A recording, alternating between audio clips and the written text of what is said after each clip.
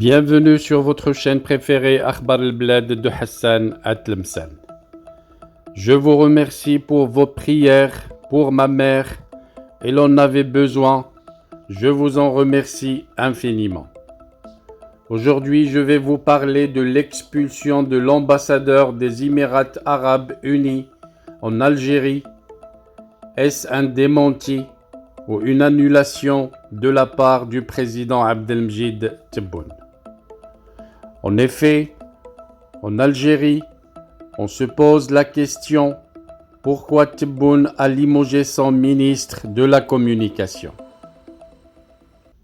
Le président algérien Abdelmjid Tebboune, qui a démis de ses fonctions le ministre de la communication Mohamed Bouslimani, après la diffusion d'une fausse information par une chaîne locale, c'est du moins ce qu'on essaye de faire comprendre à l'opinion internationale.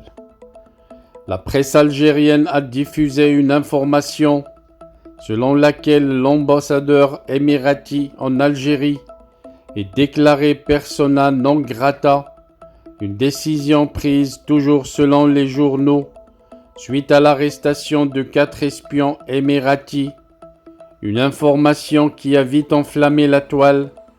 Après la diffusion de cette nouvelle, le porte-parole du ministère algérien des Affaires étrangères a effectué une sortie.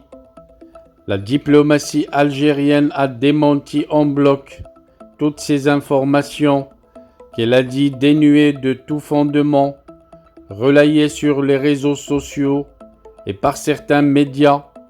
Dans sa communication, le ministre Ahmed Attaf insiste que ces informations sont fausses et infondées.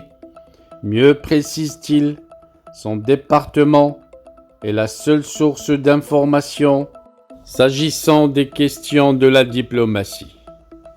Quelle est donc cette source qui a donné l'information sur l'expulsion de l'ambassadeur des Émirats Arabes Unis à Alger à cause d'une affaire d'espionnage? Aucune précision n'a été donnée. On sait toutefois qu'à la suite de la diffusion de cette nouvelle, le chef de l'État algérien Abdelmjid Tebboune a dans la nuit de mardi à mercredi pris une forte décision. En effet, le ministre algérien de la communication Mohamed Bouslimani a été démis de ses fonctions par le chef d'État algérien.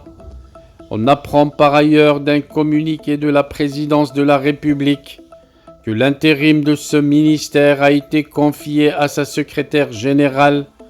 Mohamed Bouslimani est en poste depuis novembre 2021 en remplacement d'Ammar Belhimr.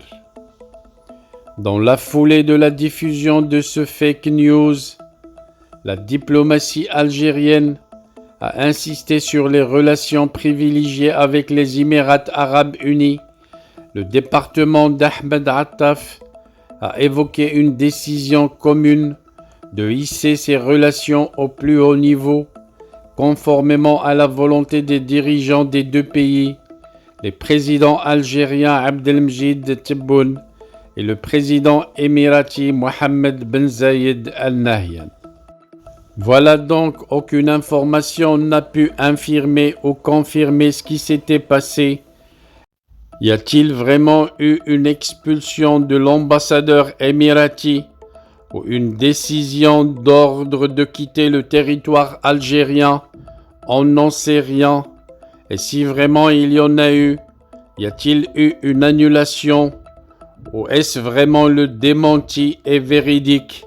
Si c'est vrai, toute l'Algérie sera interrogée sur la crédibilité de ces médias, pourtant des médias pro-régime, le régime algérien des dictateurs qui commande le peuple algérien avec répression et agression depuis 1962.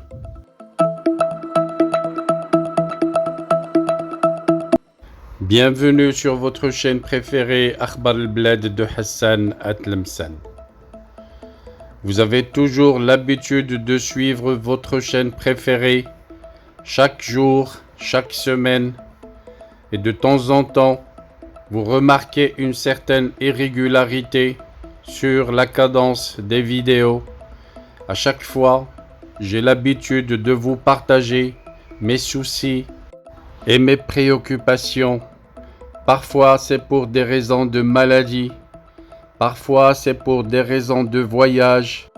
Des fois aussi pour une raison de grande charge au travail qui m'empêche de faire des vidéos pendant les temps de mon repos.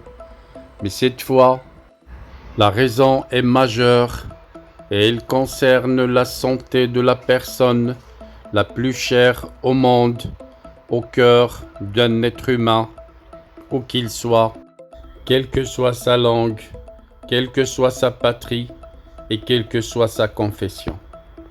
Oui, il s'agit d'Emma. C'est ma mère qui a attrapé un infarctus cérébral.